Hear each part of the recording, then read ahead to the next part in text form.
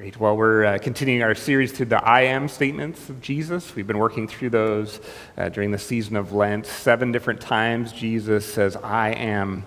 And then he gives us an image or a phrase to help expand our picture of God, to help hopefully heal maybe our image of God, to discover what Jesus is all about. And throughout this series, we have been focusing on putting these statements in their bigger context. And it's always important to do that, to understand the text correctly. And the context in which we read our I am statement today is a context full of fear. Jesus begins this chapter 14, saying, do not let your hearts be troubled. And my hope is today that we might discover the ways that God might speak some hope into those places where we come with troubled hearts, where we come carrying fear and anxiety. I will acknowledge that this feels like an audacious claim for Jesus to say, do not let your hearts be troubled. It seems out of reach for us, particularly as we navigate situations and circumstances that are troubling, that are hard. And I just want to begin by acknowledging that fear is part of the human experience. And in fact, I tallied up how many times the scriptures say, do not be afraid or do not worry. And it tallies up to, in my count, it was 118 different verses, which tells me a couple things. It tells me, one, that fear is a very common human experience, and that's why we need to hear it so often. It's also a very universal experience that comes up in all kinds of different cultural contexts and moments. And it's something that we need to hear often. So you are in good company, friends, if you come today with a troubled heart. And to some degree, fear is normal. Sometimes it's even a healthy thing. It can just warn us and cause us to seek protection and so on. And an interesting point, just grammatically in this statement, Dale Bruner points out in his commentary that this present tense imperative implies like a continual action. And so what he argues is that Jesus is, in a sense, telling us to not stay troubled or be too troubled or continue to ruminate in fear. We will be afraid at times. The text does not call us into denial. The scriptures invite us into radical honesty and lament. Jesus himself has a troubled heart in the Garden of Gethsemane. The challenge, though, is that we can sometimes stay in that place and be overcome by fear and allow that to pervade our mindset. Martin Luther once said, in terms of those troubling thoughts that we don't want, he said they're like birds, that you can't prevent them from landing on your head, but you can prevent them from building a nest there, right? And so we will be afraid. We will experience fear. And some of us are feeling that today. We need to be honest about that, have space for lament. I want to explore, though, how we might not stay or be too troubled, to be overwhelmed by fear. The disciples in our text today are themselves overcome with fear. They're crippled by fear. And the reason why we back this up into chapter 13 is to understand the context into which Jesus is speaking. And we discover that the disciples have much to fear, actually, in this particular moment. At one level, I think there is some fear of failure. So Jesus has just predicted Peter's denial. And Peter is now confronting his fallibility. This is likely an overwhelming thing for Peter to grapple with, and possibly for his friends. We recall that Peter was called the rock on which the church would be built, and it appears that this rock is about to crumble under pressure. Right? So he is facing personal fallibility. The disciples have also been told that they will experience betrayal. One of their group will betray them. And so there's not only this fear that they can't fully count on themselves, on their own strength. They can't maybe even count on other people, on others. There's going to be some ruptures in this close-knit community that they are committed to. And then along with that, Jesus has also talked about his impending death on the cross. And so there's just all this trouble that they're trying to grapple with, anticipating suffering, anticipating the loss of Jesus. And I just wonder, as we begin this conversation today, where you come with a troubled heart today. How might this connect with your story today?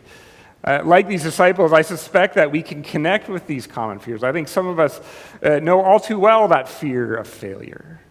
Right? The fear of failure affects our sense of identity. If we fail, it affects our sense of self-worth. Sometimes there are economic and social implications to failure, and so we feel overcome by that insecurity. I would also argue that those of us who have had success are not immune from the fear of failure. In fact, sometimes we're even more driven. People are even more driven by insecurity. Mary Bell is a therapist who works with high-level executives in New York City, and she has diagnosed many of her clients with what she calls achievement addiction. And what she discovers is behind this constant workaholism and pursuit of success is this attempt to ward off that feeling that I'm not enough, that feeling of failure. We know that. We've bumped into our limitations and our failures, and that can overwhelm us. Some of us, like these disciples, might be fearful or troubled by betrayal, and we have been let down by people close to us. Maybe that's even happened in a religious context. We talked about that a little bit last week. And that makes it almost even harder because we have so many high hopes that we bring to Christian community, right? And then we bump into broken, limited people. One of my professors, Bruce Hinmarsh, said that we bring our hopes for heaven to church, and then we discover real people. And so we've had some hard experiences, and we're maybe hesitant to trust or engage. I like the disciples, we have just this common fear of death and of suffering. There's a doctor and writer, Abraham Verghese, who grew up in Ethiopia and also has practiced medicine in America, and he's kind of straddled these two cultures. And in one of his books, he just observes the different mindset between those who come to the hospital in Ethiopia and those who come to the hospital in America. And in the Ethiopian context, there's just more of an acceptance of death and vulnerability. Whereas in America, we kind of just expect that this should work out. That's kind of our base mindset, that we come in a culture that's really tried hard to deny our mortality. Ernest Becker, the sociologist, says we live in a death-denying culture.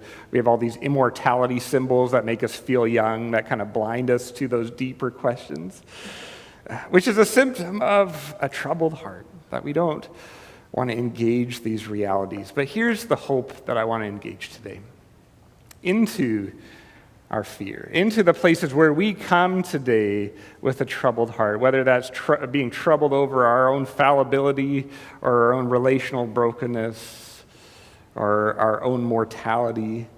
Jesus offers a word of hope and audaciously says, do not let your hearts be troubled. Do not let your heart stay in that place of fear. And what I want to just explore for a few minutes is how Jesus can have the audacity to say such a thing.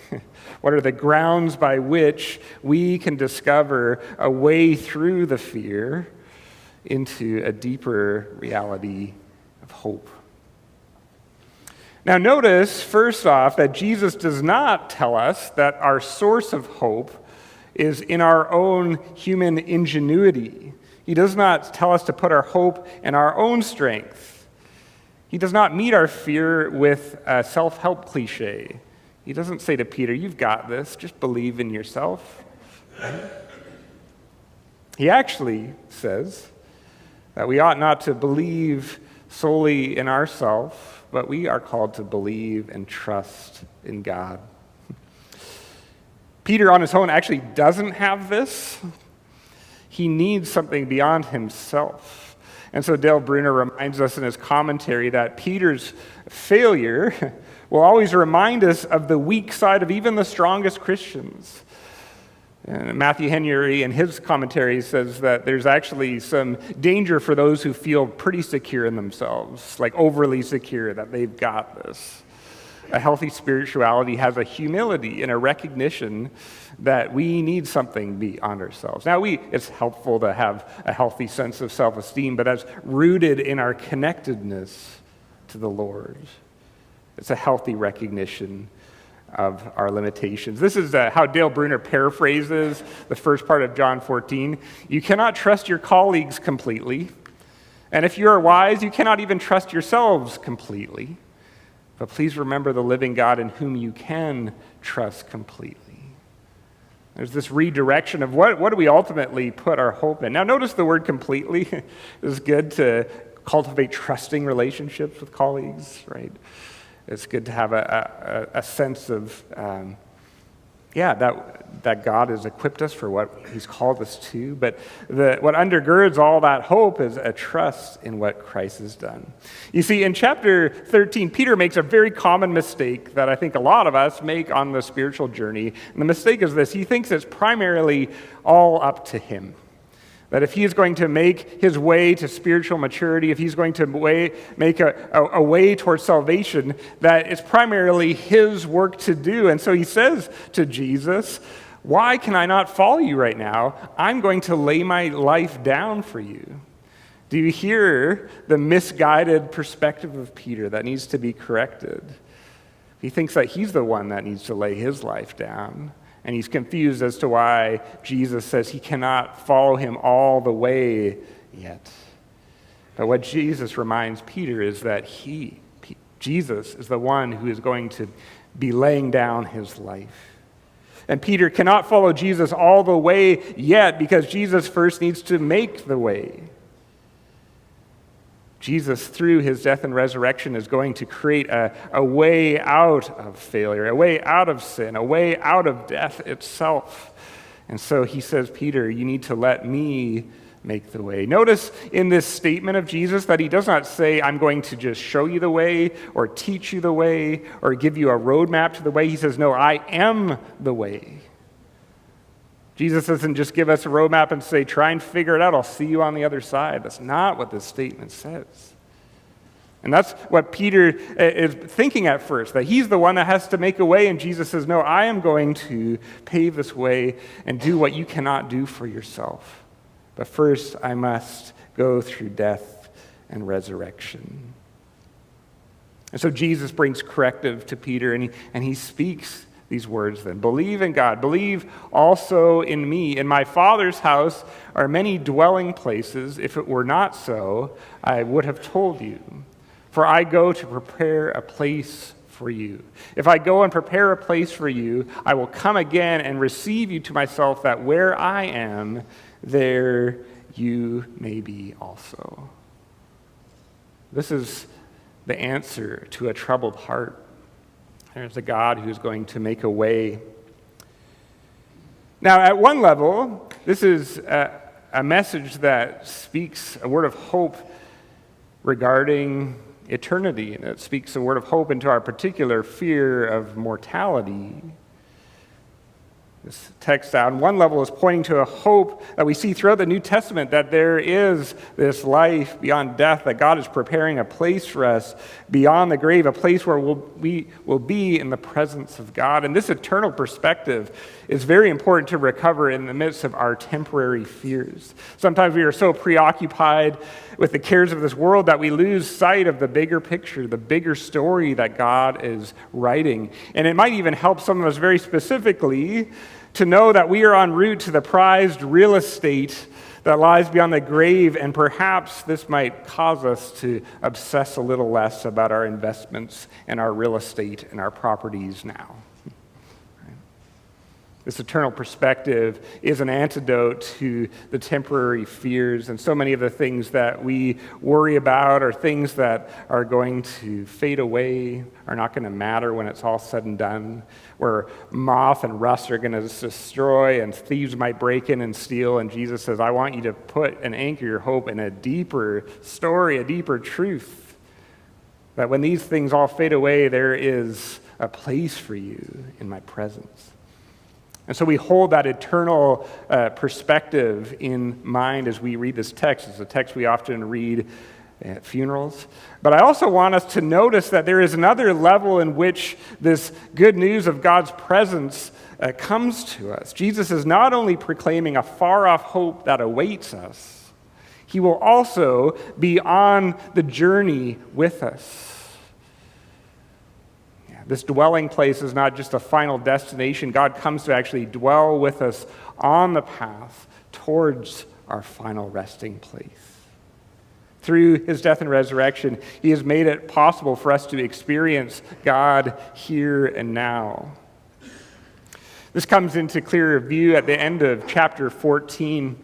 And in verse 23, it's the only other place where this Greek word for dwelling place or room shows up in the Gospel of John, actually in the New Testament. And notice how this picture is used just a few verses later. If anyone loves me, he will obey my teaching. My Father will love him, and we will come to him and make our dwelling place or our home with him.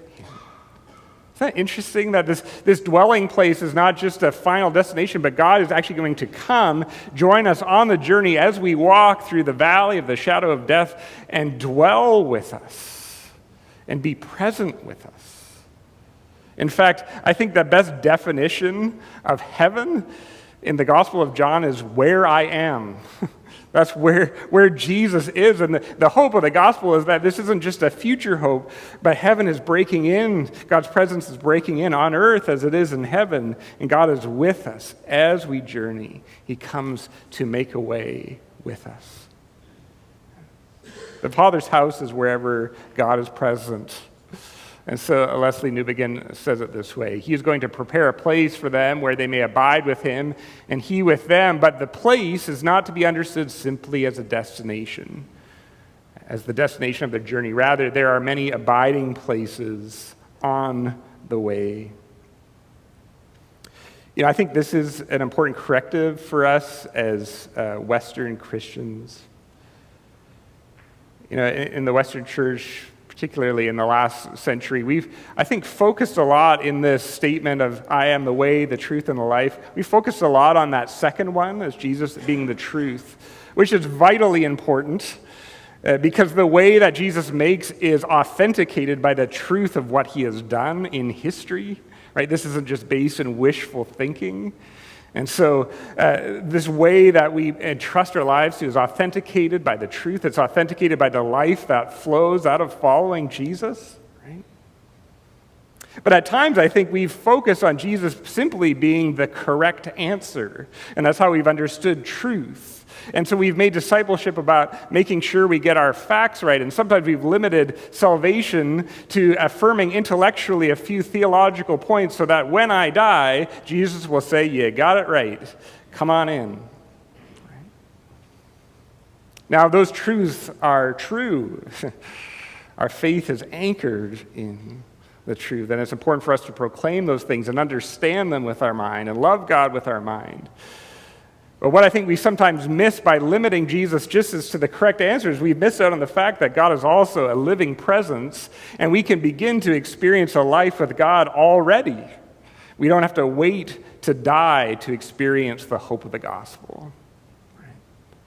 Heaven is breaking in to earth. Jesus is a way, a shelter that meets us. God has made a way for us to overcome the things we fear most: failure, betrayal, death itself. He is the one that has laid down his life so that we can dwell with him both now and eternally. We can walk through the various valleys of the shadow of death, for he is with us. God is with us. And I just wonder where you have encountered that in your story and where we could just notice these dwelling places along the way, these places of God's presence. And I just want to proclaim to you that I believe that what we're reading in this text comes to life in our own story, in our own world. And I wonder where you've seen it at work, where you've noticed God's presence. Over the years, I've shared a story or two about a lady that I had the privilege of meeting in Guatemala City a number of years ago named Tita. And she has devoted her life to working with vulnerable people in one of the largest slums in Central America in the heart of Guatemala City. And we had the chance to go and learn from her and just experience what she was up to a number of years ago.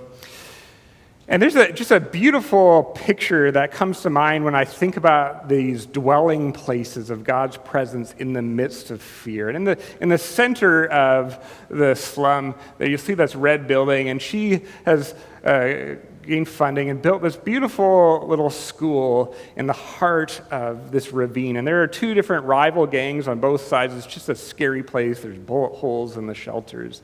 It's a dangerous place. But when we stepped into this school, there was this sense of hope and peace, and it was beautifully decorated, and kids were coming to receive care and services and education. And it was just this experience to me of these dwelling places of God's presence in the literal valley of a shadow, overshadowed by death and by evil. And in a documentary about Tita called Reparando, and this is a picture of Tita standing over this particular slum. At one moment, she says this is such a profound testimony from someone who is seeing like the worst that people can experience as human beings. She says this, I can touch God,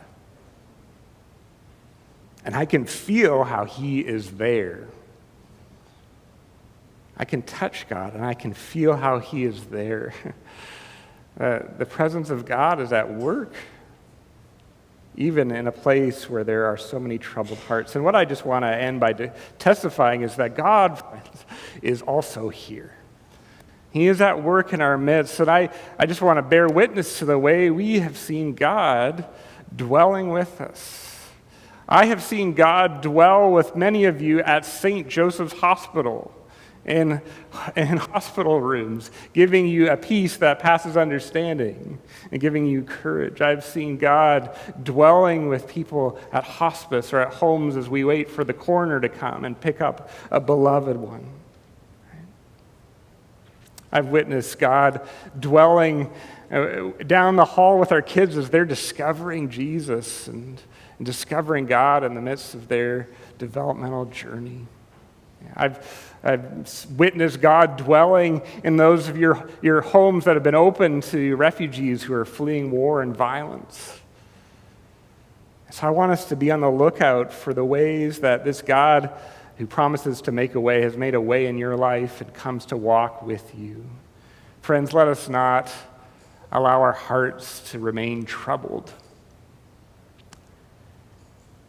Instead, let us trust in God, for he's preparing a place for us and is coming also back to walk with us through whatever we face. Friends, this is our hope. I pray that God's peace would guard your heart and mind today as we continue to journey together. Would you join me in prayer? God, I thank you that you are Emmanuel, God with us. I pray that you give us eyes to see a deeper hope at work as we walk through hard things. Would you calm and encourage troubled hearts today? I pray by your Spirit. In the name of the Father, Son, and Holy Spirit. Amen.